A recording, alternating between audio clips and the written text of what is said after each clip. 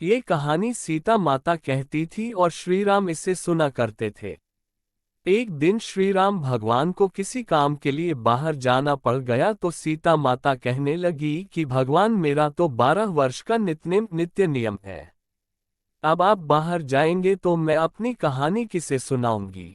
श्री राम ने कहा कि तुम कुएं की पाल पर जाकर बैठ जाना और वहां जो औरतें पानी भरने आएंगी उन्हें अपनी कहानी सुना देना। सीता माता कुएं की पाल पर जाकर बैठ जाती हैं। एक स्त्री आई, उसने रेशम की जरी की साड़ी पहन रखी थी और सोने का घड़ा ले रखा था। सीता माता उसे देख कहती हैं कि बहन मेरा 12 वर्ष का नितनेम सुन लो। पर वह स्त्री बोली कि मैं तुम्हारा नितनेम सुनूंगी तो मुझे घर जाने में देर हो जाएगी और मेरी सास मुझसे लड़ेगी। उसने कहानी नहीं सुनी और चली गई। उसकी रेशम जरी की साड़ी फट गई, सोने का घड़ा मिट्टी के घड़े में बदल गया। सास ने देखा तो पूछा कि ये किसका दोष अपने सिर लेकर आ गई है। बहू ने कहा कि कुएं पर एक औरत बैठी थी, उसने कहानी सुनने के लिए कहा लेकिन मैंने सुनी नहीं जिसका ये फल मिला। बहू की बात सुनकर अगले दिन वही साड़ी और घड़ा लेकर सास कुएं की पाल पर गई। सास को वहीं माता सीता बैठी मिली तो माता सीता ने कहा कि बहन मेरी कहानी सुन लीजिए। सास बोली कि एक बार छोड़, मैं तो 4 बार कहानी सुन लूंगी। राम आए लक्ष्मण आए देश के पुजारी आए, नितनेम का नेम लाए आओ राम बैठो राम। तपी रसोई जियो राम, माखन मिश्री खाओ राम। दूध बताशा पियो राम, सूत के पल का मोठो राम। शाल दुशाला पोठो राम, शाल दुशाला ओढ़ो राम। जब बोलूं जब राम ही राम, राम संवारे सबके काम। खाली घर भंडार भरेंगे सबका बेड़ा पार करेंगे। श्री राम जय जय राम। सास बोली कि बहन कहानी तो बहुत अच्छी लगी। कहानी सुनकर सास घर चली गई और उसकी साड़ी फिर से रेशम जरी की बन गई। मिट्टी का घड़ा फिर सोने के घड़े में बदल गया। बहू कहने लगी सासू माँ आपने ये सब कैसे किया। सास ने कहा कि बहू तू दोष लगा के आई थी और मैं अब दोष उतार कर आ रही हूँ। बहू ने फिर पूछा कि वह कुएं वाली स्त्री कौन है। सास बोली कि वे सीता माता थीं।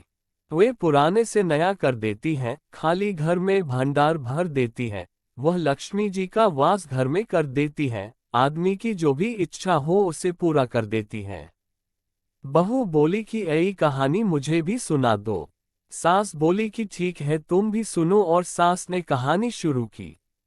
राम आए लक्ष्मण आए देश के पुजारी आए, नितनेम का नेम लाए आओ राम बैठो राम। तपी रसोई जियो राम, माखन मिश्री खाओ राम। दूध बताशा पियो राम, सूत के पल का मोठो राम। शाल दुशाला पोठो राम, शाल दुशाला ओढ़ो राम। जब बोलूं जब राम ही राम, राम संवारे सबके काम। खाली घर भंडार भरेंगे सबका बेड़ा पार करेंगे। श्री राम जय जय राम। कहानी सुनकर बहू बोली कि कहानी तो बहुत अच्छी है। सास ने कहा कि ठीक है इस कहानी को रोज कहा करेंगे। अब सास बहू रोज सवेरे उठती, नहाती धोती और पूजा करने के बाद नितनेम की सीता की कहानी कहती। एक दिन उनके यहाँ एक पड़ोस की औरत आई और बोली कि बहन जरा सी आंच देना, तो वह बोली कि आंच तो अभी हमने जलाई ही नहीं। पड़ोसन ने कहा कि तुम सुबह 4 बजे से उठकर क्या कर रही हो। फिर उन्होंने कहा कि सुबह उठकर हम पूजा करते हैं, फिर सीता माता की नितनेम की कहानी कहते हैं। पड़ोसन ने उनकी बात सुनकर फिर कहा कि सीता माता की कहानी कहने से तुम्हें क्या मिला। वे बोली कि इनकी कहानी कहने से घर में भंडार भर जाते हैं, सारे काम सिद्ध होते हैं, मन की इच्छा भी पूरी होती है। पड़ोसन कहती है कि बहन यही कहानी तो मुझे भी सुना दो। फिर वह बोली कि ठीक है तुम भी यह कहानी सुन लो।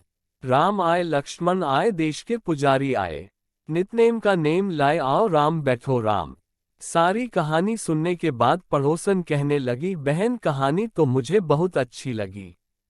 अब वह पड़ोसन भी नितनेम सीता माता की कहानी कहने लगी। कहानी कहने से सीता माता ने पड़ोसन के भी भंडार भर दिए। अब तो पूरे मोहल्ले में नितनेम की कथा चल पड़ी। हर किसी की मनोकामना पूरी होने लगी। हे सीता माता, जैसे आपने उनके भंडार भरे, वैसे ही आप हमारे भी भंडार भरना।